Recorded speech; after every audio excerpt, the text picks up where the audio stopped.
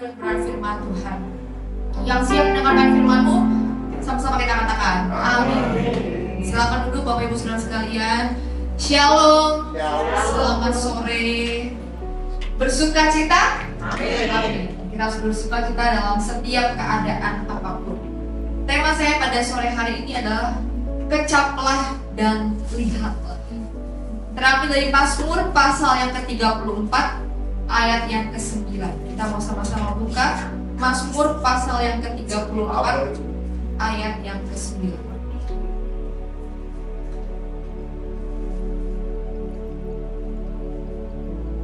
Mazmur 34 ayat yang ke-9 berkata, "Kecaplah dan lihatlah betapa baiknya Tuhan itu. Berbahagialah orang yang berlindung padanya." Amin. Kecaplah dan lihatlah kebaikan Tuhan. Berbahagialah orang yang berlindung kepada Tuhan. Kalau saya tanya pada Bapak Ibu hari ini, apakah Bapak Ibu merasa bahwa hidup kita yang saat ini kita sedang jalani, mungkin berpuluh-puluh tahun, belasan tahun kita jalani, kita bahagia dengan kehidupan kita? Saya ingat waktu dulu masih SD, di siaran TV ada film atau acara tukar nasib dari orang kaya jadi orang miskin gitu ya. Tapi tukar nasibnya cuma sebentar, misal sehari 2 hari.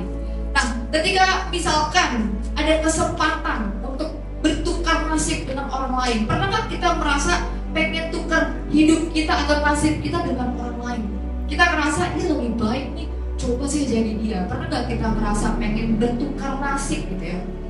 Mungkin ada pepatah yang bilang gini, seringkali kita melihat rumput tetangga itu jauh lebih hijau.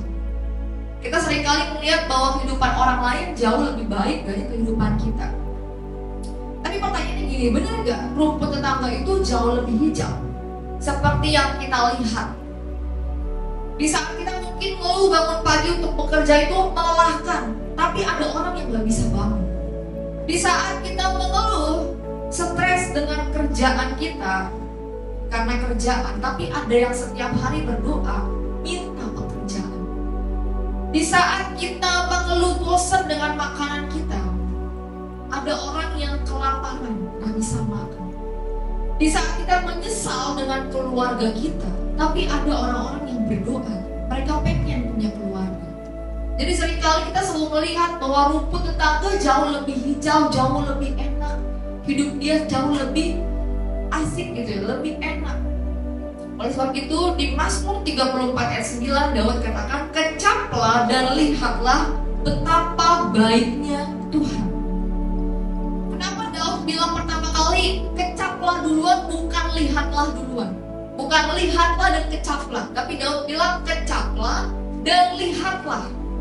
Karena ketika kalau kita lihat duluan, kadang-kadang kita melihat realita, ketika melihat keadaan itu nggak sesuai, atau bahkan yang kita inginkan keadaan itu buruk buat kita. Keadaan itu, realita itu buruk buat kita waktu kita melihat duluan. Tapi Daud itu bilang kecaplah, artinya coba deh rasain dulu. Pernah punya pengalaman bersama Tuhan, rasain dulu kalau Tuhan itu baik. Artinya yuk coba, kata Daud, ayo coba rasain dulu, menikmati hidup sekalipun ada masalah, ada sakit penyakit. Tapi yang Daud bilang ini cuma masalah dan sakit penyakit itu cuma jadi sarana. Tapi kita belajar untuk mengecap kebaikan Tuhan di balik masalah, di balik sakit penyakit, ada Tuhan yang selalu bersama dengan kita. Makanya Daud bilang kecaplah dulu, rasain dulu deh pengalaman bersama dengan Tuhan, baru lihat keadaan kita, baru kita bilang kecaplah dan lihatlah betapa baiknya Tuhan. Karena kalau kita seringkali melihat keadaan, banyak hal di depan kita, realita di depan kita yang membuat kita kecewa, yang membuat kita kehilangan pengharapan. Makanya Daud bilang coba rasain dulu kebaikan Tuhan, baru kita lihat betapa baiknya Tuhan dalam kehidupan setiap kita. Karena kalau kita lihat hari-hari ini gak semakin baik.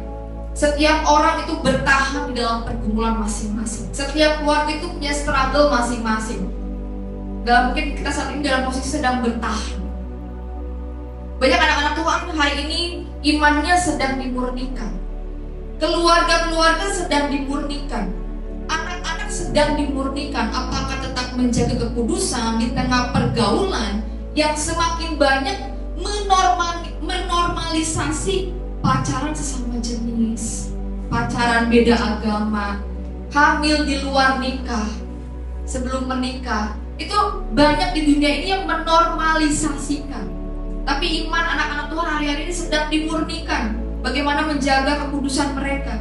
Pasutri sedang dimurnikan apakah tetap setia dalam menjaga janji suci dalam pernikahan ketika mengalami kesulitan ekonomi. Bahkan pelayan-pelayan Tuhan saat ini sedang banyak sekali dimurnikan. Karena kita melihat banyak pastor-gram bermunculan. Basically-nya bukan dari seorang pelayan Tuhan, worship leader, mungkin pemain musik yang hanya mau show doang, panggilan dari satu gereja ke gereja yang lain dan sebagainya. Tapi tidak banyak hari-hari ini pelayan Tuhan yang benar-benar lahir dari doa. Hari-hari ini sedang digoncangkan, sedang dimurnikan, mana yang benar-benar murni di hadapan Tuhan. Tadi pagi saya ada satu ibu-ibu yang sedang bercerita kepada saya bahwa dia sedang mengalami permasalahan dalam pekerjaan. Dia bilang ternyata dalam pekerjaan itu dia sedang mengalami kesulitan, bahwa di kantor di pekerjaan itu dia sedang dilimpahkan banyak pekerjaan akhir-akhir ini. Dia bilang bahkan pekerjaan-pekerjaan yang baru, dan itu membuat dia akhirnya jadi lembur, harus lembur, setiap hari harus lembur. Dia sempat mengeluh mungkin capek gitu ya, karena harus lembur dan gak biasa melakukan pekerjaan tersebut. Bahkan dia harus mengerjakan pekerjaan double. Jadi pekerjaan yang bukan harusnya dia kerjakan itu pekerjaan orang lain, tapi dilimpahkan kepada ibu tersebut ya. Nah hari-hari ini memang banyak mungkin kita mengalami masalah di pekerjaan, dan itulah tantangan kita gitu. Ternyata realita mengikut Tuhan itu seakan-akan jauh lebih berat dari sebelum kita mengikut Tuhan. Ibu ini baru aja memulai pelayanan, tapi tiba-tiba ada masalah seperti itu. Mungkin dia ngerasa, wah ya, tiba-tiba ada masalah seperti itu. Ternyata realita seperti itu. Ketika kita mengikut Tuhan, kayaknya seakan-akan hidup sebelumnya jauh lebih enak ya. Dan ketika realitanya kita tahu, ketika sudah melayani tapi kok bisa di PHK gitu ya. Ketika melayani realitanya kok udah setia sama Tuhan, tapi usaha kita bisa sepi. Tapi firman Tuhan bilang sekali lagi, kecaplah dan lihatlah betapa baiknya Tuhan. Ada salah satu hamba Tuhan bilang gini, kita itu gak boleh menurunkan nilai kita hanya karena orang lain gak menghargai kita. Tetap lakukan yang terbaik, karena kita percaya Bapa kita yang di surga sanggup memberkati kehidupan setiap kita. Jadi jangan karena orang gak menghargai kita, karena masalah kita jadi menurunkan nilai kita, prinsip kekristenan kita. Kita percaya bahwa berkat Tuhan itu bisa datang dari manapun. Amen. Karena Bapa kita di surga sanggup memberkati setiap kehidupan kita. Hari ini kalau kita mengalami posisi yang ada di bawah, saya tetap katakan, tetap lakukan yang terbaik. Jangan pernah berubah. Kalau hari ini mungkin posisi kita sedang mengalami diberkati Tuhan, tetap rendah hati, jangan berubah, lakukan yang terbaik supaya hidup kita menyenangkan hati Tuhan.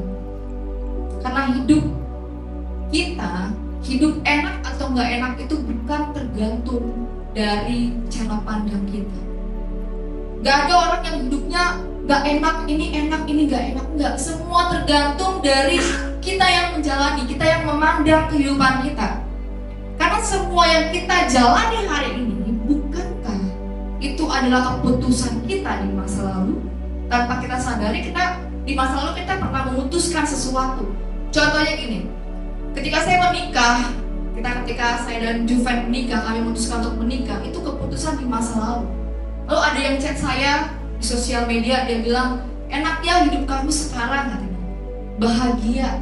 Tapi saya bilang bahagia itu bukan tanpa beban, bukan gak ada masalah. Tapi bahagia itu tahu cara kita terus berjalan sambil kita menikmati. Dan ketika kita memutuskan buat menikah, saya berdoa gitu ya, saya tanya Tuhan, apakah ini benar yang terbaik dari Tuhan.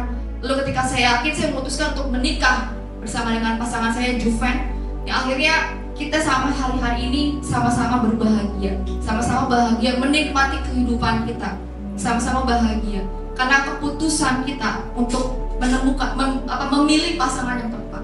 Kalau saat itu saya mungkin nggak berdoa, saya mungkin cari yang lain gitu ya, bukan Juven. Kalau mungkin Juven saat itu nggak berdoa, mungkin dia nggak pilih saya, mungkin pilih wanita lain yang mungkin menurut dia lebih baik. Tapi kita memilih karena kita berdoa, kita tanya sama Tuhan. Dan akhirnya itu yang keputusan itulah yang membuat hari ini hidup saya ini ada di jalannya Tuhan. Dan ketika mungkin orang bilang, oh bahagia, enaknya karena keputusan di masa lalu itu berdampak dengan kehidupan kita saat ini. Jadi nggak ada hidupnya dia enak, hidup ini nggak enak, hidup kita mungkin kita ngerasa dia enak, kita nggak enak, dan segala macamnya. Itu bergantung dari masa lalu kita. Hidup itu pilihan kita, hidup itu tergantung dari cara pandang kita. Dan hidup kita tidak ditentukan oleh perkataan orang, tapi perkataan Tuhan yang terjadi atas kehidupan setiap kita. Jadi kalau kita hari ini mandang hidup kita kok susah, penuh masalah, penderitaan, penyesalan, coba direnungin, dulu kita ambil keputusan apa dalam kehidupan kita? Di dunia ini cuma 2 masalah. Pertama, masalah dari Tuhan, pasti untuk mendewasakan kita. Yang kedua, masalah kita yang buat sendiri, yang mengakibatkan kita menyusahkan hidup kita. Jadi kalau hari ini kita ngerasa kita susah, ada masalah karena keputusan yang kita buat sendiri, saya mau bilang jangan salahin Tuhan atas kesusahan yang kita alami, karena kita yang pilih hidup itu. Kalau misalkan dulu di masa lalu kita pernah membuat salah gitu ya, kita memilih jalan yang bukan jalan Tuhan ya. Misalkan Tuhan udah bilang jangan pacaran beda agama, itu udah pasti terang dan gelap gak akan bisa bersatu, tapi kita tetap paksa buat pacaran sama dia, tetap maksa buat nikah sama dia. Lalu pada akhirnya udah menikah beda agama, terus cerai, atau kita mengalami penderitaan, ditinggal pasangan. Terus kita ngerasa ini penderitaan, ini sebuah masalah buat kita. Kayaknya Tuhan nih salah nih, memilih hidup saya kok seperti ini, hidup saya jadi hancur. Enggak. Pertanyaannya kita yang memutuskan untuk menikah dengan dia. Jadi masalah cuma 2. Ketika hari ini kita merasa menderita karena permasalahan yang kita buat, jangan pernah salahin Tuhan. Kita cek dulu apa yang pernah kita lakukan di masa lalu, mungkin itu berdampak di kehidupan kita saat ini. Tapi kalau kita udah lakuin yang terbaik, taat firman Tuhan, setia melayani, membangun hubungan yang intim sama Tuhan gitu ya, tetap ada masalah, jangan khawatir. Masalah yang Tuhan izinkan atas kehidupan kita itu untuk mendatangkan kebaikan bagi setiap kita. Dia mau angkat kita melalui masalah tersebut. Kalau masalah itu dari Tuhan, jangan khawatir. Tuhan mau angkat kehidupan kita. Kalau kita udah hidup benar, hidup bergantung sama Tuhan, udah melayani Tuhan, tapi ada masalah nih Tuhan, jangan khawatir. Tuhan bilang dia mau angkat kehidupan setiap kita. Oke, saya tadi bilang jangan pernah berubah. Jangan pernah berubah, setia mengiring Tuhan. Kadang-kadang Tuhan sengaja mengambil kenyamanan kita supaya kita bisa bertumbuh. Kadang-kadang Tuhan sengaja mengambil kenyamanan kita supaya kita bisa jauh lebih hebat dan lebih bergantung sama Tuhan. Jadi kalau hari ini kenyamanan kita mulai Tuhan lagi usik gitu ya, kayaknya seakan-akan Tuhan kok mengusik kenyamananku. Tuhan mau kita jauh lebih bertumbuh, jauh lebih baik, karena Tuhan lebih tahu apa yang terbaik bagi setiap kita. Firman Tuhan bilang jalanmu bukan jalanku, rancanganmu bukan rancanganku, melainkan rancanganku adalah rancangan damai sejahtera, bukan kecelakaan, masa depan yang penuh dengan harapan. Di bahasa lain di Alkitab katakan jalanmu bukan jalanku, itu artinya pikiranmu bukan pikiranku. Makanya seringkali kita nggak bisa menyelami pemikiran Tuhan yang terlalu besar, terlalu hebat. Tapi saya percaya Tuhan pasti sediain rancangan yang terbaik bagi setiap kita. Tuhan pasti menyediakan yang terbaik dalam kehidupan setiap kita. Jadi semua tergantung dari cara pandang kita memandang kehidupan setiap kita. Hidup enak atau enggak enak itu enggak harus dibandingkan dengan berkat orang lain. Saya ulang sekali lagi ya Bapak Ibu. Hidup kita enak atau enggak enak itu tidak harus dibandingkan dengan orang lain. Hidup itu harus kita syukurin, bukan disyukurin apapun keadaannya. Karena kita gak harus bersyukur tunggu lihat orang dulu, dia jauh lebih susah dari saya, baru kita bersyukur. Apakah kita harus lihat orang yang lebih susah dari kita, baru kita bilang saya bisa bersyukur karena ada yang lebih susah dari saya? Enggak. Apakah kita harus lihat orang yang sekarat dulu baru kita bisa hargai hidup sehat? Enggak. Apakah kita harus lihat orang yang menurut kita jelek dulu baru kita percaya diri, saya ini cantik ya, saya ini ganteng ya? Enggak. Karena ketika kita mau bersyukur, bukan harus membandingkan berkat kita dengan berkat orang lain. Tuhan punya porsi masing-masing memberkati kehidupan setiap kita. Jadi kalau hari ini Tuhan bilang bersyukur senantiasa, bukan Tuhan suruh kita bandingin hidup kita dengan orang. Apakah dia lebih baik atau ada yang lebih jauh, lebih buruk dari saya? Enggak. Semua punya waktunya masing-masing dalam kehidupan kita. Ada orang misalkan posisi lagi di atas, dia lagi di bawah, mungkin Tuhan besok angkat dia, mungkin Tuhan besok pakai dia luar biasa, mungkin Tuhan ganti lagi nanti munculin orang-orang yang lebih luar biasa daripada kita. Semua ada masa dan waktunya. Jadi kita gak perlu bandingin hidup kita dengan orang lain, baru kita bisa bersyukur. Bersyukur bukan ajang untuk membandingkan hidup kita, berkat kita dengan orang. Bersyukur karena hari ini kita mau pandang Tuhan. Dia pemilik hidup kita, Dia pemelihara hidup kita, Dia yang bertanggung jawab atas kehidupan kita. Bahkan Dia yang menciptakan kita. Tuhan bilang Selem dan Demut, artinya kita serupa dan segambar dengan Dia. Alasan kita bersyukur hari ini karena kasih Tuhan selalu baru buat setiap kita. Rahmat Tuhan selalu baru buat setiap kita setiap hari. Artinya kalau setiap hari adalah hari yang baru, artinya Tuhan selalu memberikan kita kesempatan yang baru buat kita. Setiap hari Tuhan selalu memberikan kita kesempatan buat bertobat, buat bertumbuh, buat berubah, buat jadi berkat, buat lebih baik, buat lebih maju. Tuhan kasih kita anugerahnya. Itu yang harus kita syukuri di hadapan Tuhan. Jadi hari ini bukan lagi kita bandingin hidup kita dengan orang lain. Dia lebih baik, dia jauh lebih enak, dia jauh lebih makmur, jauh lebih kuat, jauh lebih gemuk. Enggak. Kita bersyukur karena kita pandang Tuhan. Dia pemilik hidup kita, Dia pemelihara hidup kita, Dia yang menyertai kehidupan setiap kita. Kita bersyukur bahwa kita selalu diberikan kesempatan untuk hidup jauh lebih baik dari yang sebelumnya. Jadi hari ini tetaplah bersyukur, kecaplah dan lihatlah kebaikan Tuhan. Bahwa selalu baik, Tuhan selalu baik dalam kehidupan setiap kita. Sampai detik ini kita melihat penyertaan Tuhan setia dalam kehidupan setiap kita. Saya percaya kita setiap hari merasakan kebaikan Tuhan, pertolongan Tuhan. Berkali-kali Tuhan tolong kehidupan setiap kita, walaupun masalah itu belum selesai. Tapi pertolongan Tuhan selalu nyata dalam kehidupan setiap kita. Jadi jangan pernah berubah, setia di hadapan Tuhan. Tetap terus setia sama Tuhan. Pegang terus janji Tuhan. Sampai pada akhirnya ketika Tuhan menemukan iman yang setia, Dia akan katakan, hai hambaku yang setia, masuklah dalam kerajaanku. Kita mau setia sama Tuhan apapun yang terjadi dalam kehidupan kita. Amin. Buat firman Tuhan pada sore hari ini, saya akan pemusik untuk maju ke depan.